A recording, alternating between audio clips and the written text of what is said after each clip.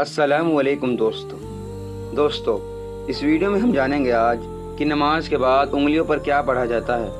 تو چلیے حدیث سے سیکھتے ہیں۔ یہ حدیث کچھ اس طرح ہے۔ حضرت عبداللہ بن عمر رضی اللہ تعالیٰ عنہ سے روایت ہے کہ رسول اللہ صلی اللہ علیہ وسلم نے ارشاد فرمایا، دو عادتیں ایسی ہیں جو مسلمان بھی اس کی پابندی کرے وہ جنت میں ضرور داخل ہوگا۔ وہ دونوں عادتیں آسان ہیں لیکن ان پر عمل کرنے والے بہت کم ہیں۔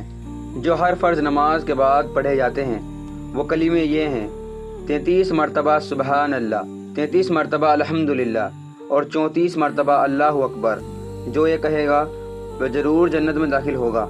دوسری عادت یہ ہے کہ جب سونے کے لیے بستر پر آئے تو سبحان اللہ، الحمدللہ، اللہ اکبر 100 مرتبہ پڑھیں، اس طور پر کہ سبحان اللہ 33 مرتبہ، الحمدللہ 33 مرتبہ اور اللہ اکبر 34 مرتبہ پڑھ لیا کریں۔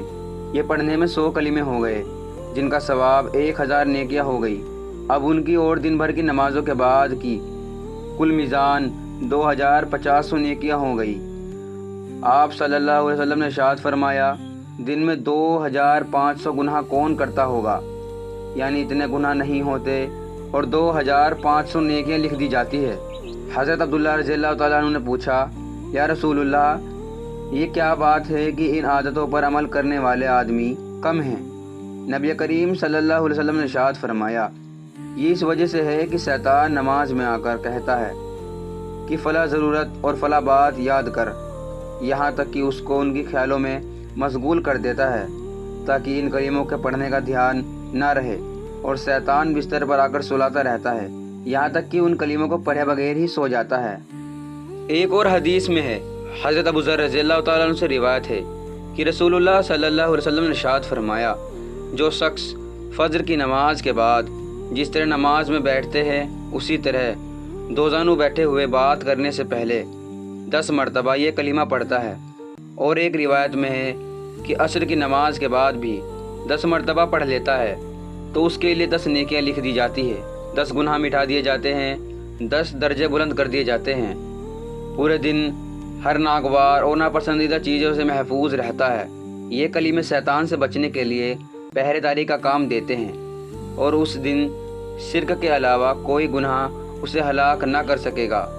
ایک روایت میں یہ بھی ہے کہ ہر کلمے پڑھنے پر اس کو ایک غلام آزاد کرنے کا ثواب ملتا ہے، اور عصر کی نماز کے بعد پڑھنے پر بھی رات بھر وہی ثواب ملتا ہے جو فجر کی نماز کے بعد پڑھنے پر دن بھر ملتا ہے۔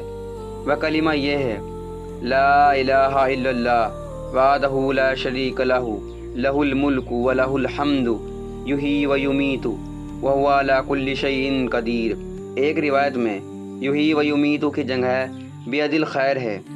اس کا ترجمہ یہ ہے، اللہ تعالیٰ کے سوا کوئی معبود نہیں، وہ اپنی ذات و صفات میں اکیلے ہیں، کوئی ان کا شریک نہیں، سارا ملک دنیا و آخرت انہی کا ہے، انہی کے ہاتھ میں تمام تر بھلائی ہے، اور جتنی خوبیاں ہیں وہ انہی کے لیے ہے۔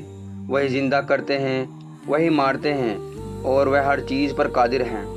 ایک اور حدیث میں یہ ہے کہ حضرت نوفل بن معاویہ رضی اللہ تعالیٰ عنہ سے روایت ہے کہ رسول اللہ صلی اللہ علیہ وسلم نے ارشاد فرمایا، جس شخص کی ایک نماز بھی قضا ہو گئی وہ ایسا ہے کہ جیسے اس کے گھر کے لوگ اور مال و دولت سب چھین لیا گیا ہو۔